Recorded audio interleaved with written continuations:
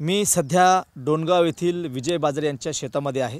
आज सकाळपासून या डोणगाव परिसरामध्ये मोठा मुसळधार पाऊस होतोय। नदी नाल्यांना पूर आलेला आहे, ओढ्यांना सुद्धा पूर आलेला आहे। आपण बघू शकतो की मी सध्या विजय बाजरे यांच्या शेतामध्ये आहे। यांच्या शेतामध्ये हळदीची लागवड केली होती आणि आज सकाळपासून जो मुसळधार पाऊस होतोय त्या पावसामुळे यांच्या शेताच्या शेजारून जो नाला आहे त्या नाल्याला या ठिकाणी मोठा पूर आला होता।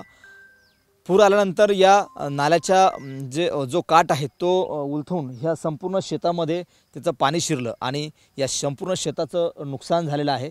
आपण जर पाहिलं तर जी हळद आहे, हळद लागवड केली होती, हळद लागवडीचं संपूर्ण क्षेत्र जे आहे ते या ठिकाणी नुकसान झालेलं आहे।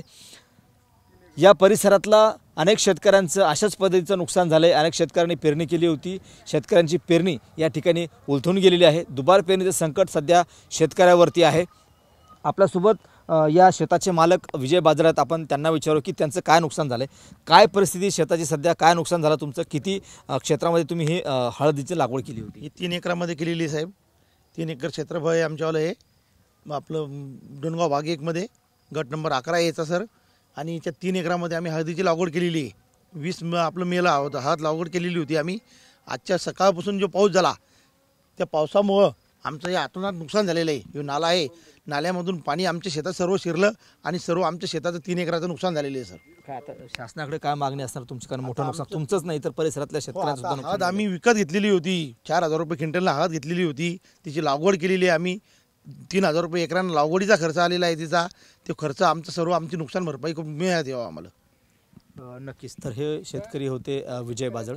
त्यांचं जवळपास 3 एकर क्षेत्रामध्ये या ठिकाणी हळद लागवड केली होती। मात्र सकाळपासून जो या भागामध्ये पाऊस पडतोय त्या पावसामुळे नदी नाल्यांना पूर आला आहे, नदी नाले ओसंडून वाहत आहेत आणि एक नाला फुटून त्यांच्या शेतामध्ये या ठिकाणी शिरला आणि या ज्या हळदीचं पिकाचं नुकसान जे या नाल्यामुळे या ठिकाणी झालेलं आहे, शेताचं सुद्धा नुकसान झालं, शेती खरडून गेलेली आहे।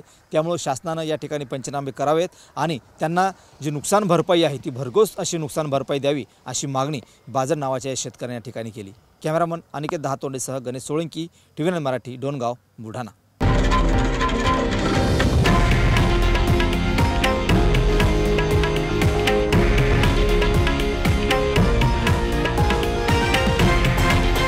हे आहे देशातील नंबर 1 न्यूज नेटवर्क आणि आपण पाहत आहात TV9 मराठी, एकमेव।